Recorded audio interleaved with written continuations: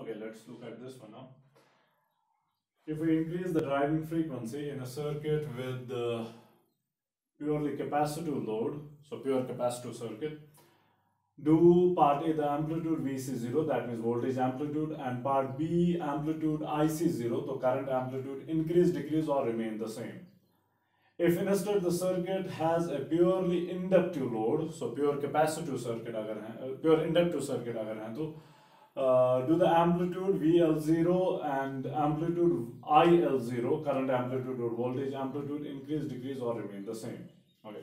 So पहले वाले case में pure capacitive circuit है और दूसरे वाले केस में pure inductive circuit है. So what are we doing? We are increasing angular frequency. We are increasing driving frequency. Omega D हम इंक्रीज कर रहे हैं, ओमेगा डी इंक्रीज कर रहे हैं, सोर्स का ओमेगा डी इंक्रीज कर रहे हैं. That means E is equal E0 sine of omega D T. तो यहां ये ओमेगा डी आप इंक्रीज कर रहे हैं.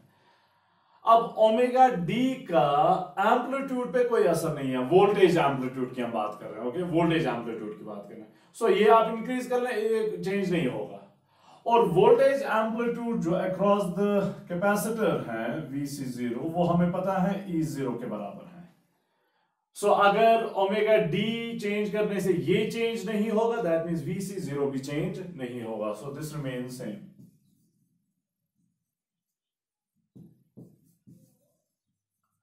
Okay, remains same.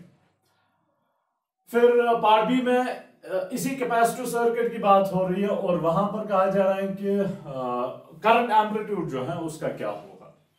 अब करंट एम्पलीट्यूड जो है IC0, करंट एम्पलीट्यूड हमें पता है voltage amplitude divided by the opposition, और कैपेसिटिव सर्किट में opposition is XC, capacitive reactance.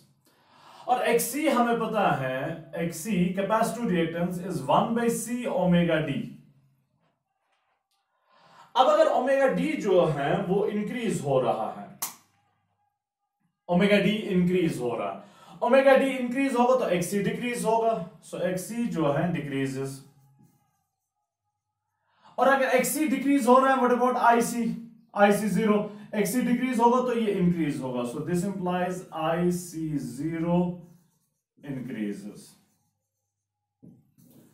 सो अगर आप फ्रीक्वेंसी को इंक्रीज कर रहे हैं, फ्रीक्वेंसी को इंक्रीज कर रहे हैं, तो करंट एम्पलीट्यूड जो है वो इंक्रीज हो रहा है कैपेसिटिव सर्किट में. ओके, कैपेसिटिव सर्किट में करंट एम्पलीट्यूड इंक्रीज हो रहा है. क्यों इंक्रीज हो रहा है?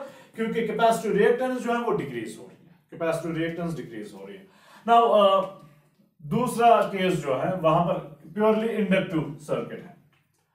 सेम चीज, आप ओमेगा डी को इंक्रीज कर रहे हैं तो ओमेगा डी को आप इंक्रीज कर रहे हैं. So E is equal to E0 sin of omega dt. Omega D को इंक्रीज करने से E0 चेंज नहीं होगा. और हमें पता है voltage across the inductor VL0, उसका एम्पलीट्यूड इसी के एम्पलीट्यूड के बराबर होता है, सोर्स एम्पलीट्यूड के बराबर होता है, और वो चेंज नहीं होगा तो ये भी चेंज नहीं होगा, रिमेन्स सेम, रिमेन्स सेम. अब करंट का कुछ ना कुछ होगा. करंट एम्पलीट्यूड IL0 वो हमें पता है is voltage amplitude VL0 divided by the opposition XL.